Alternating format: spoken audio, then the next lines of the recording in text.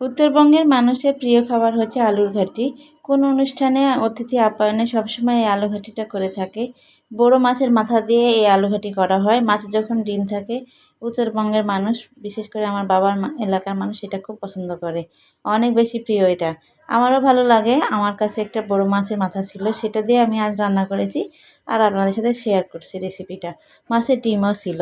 তো এভরিওয়ান, আসসালামু আলাইকুম। কেমন আছেন? আশা করি সবাই অনেক বেশি ভালো আছেন।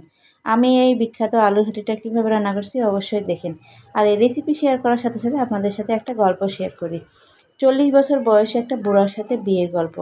বুড়া মানুষের সাথে টাকার লোভে আমার সৎমা আমাকে বিয়ে দিয়ে কেন বিয়ে দিয়েছিল জানেন? ওই যে বললাম টাকার জন্য, টাকার লোভে সে দিয়েছিল।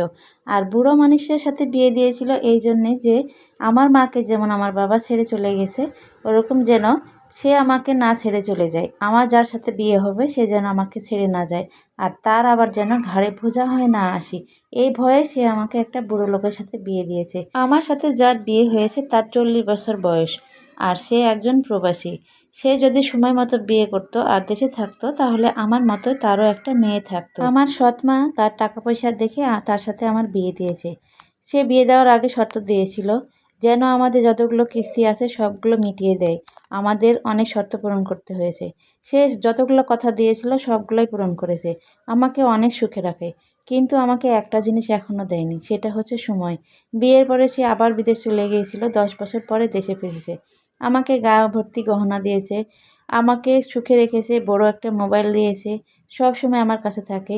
আমি অনেক বড় বাড়িতে থাকি, অনেক সুখে থাকি, কিন্তু মনের সুখ নেই। আমি অনেক মিস করি আমাদের সে ছোট্ট কুটির, ভাঙাচেরা বাড়ি, অভাবী সংসার।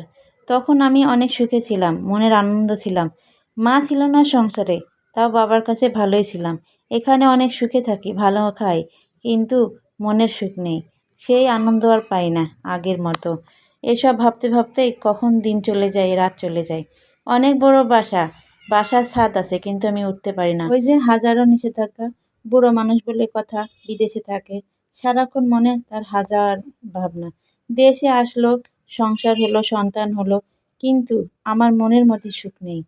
কেন সুখ নেই জানেন? ওই যে বুড়ো বয়সী একটা লোক আমার মন বোঝে না, আমি তার মন বুঝি না।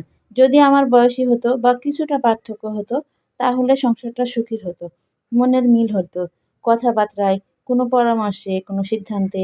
কিন্তু মনের মিল হয় না। সারা জীবন মনে হয় এরকম করেই কাটাতে হবে। যা হোক, কপালে যেটা ছিল সেটাই মেনে নিয়েছি। সৎ মায়ের সংসার, সৎ মা যেটা ভালো মনে করেছে সেটাই করেছে। তারা তো সুখে আছে, এই ভেবেই আমি সুখ পাই। একটা মেয়ের আত্মকাহিনী এখানে বর্ণনা করা হলো।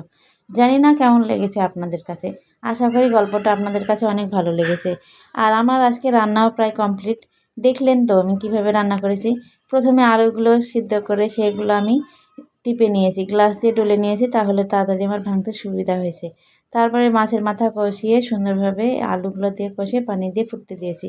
যখন এই যে ফুটানো শেষ, শেষের পথে এই যে গরম মশলার গুঁড়া আর জিরার গুঁড়া ছিটিয়ে দিব। এটাতে দিলে অনেক স্বাদ হয়। তো আজকের ভিডিও এ পর্যন্ত। সবাই ভালো থাকবেন। আল্লাহ হাফেজ।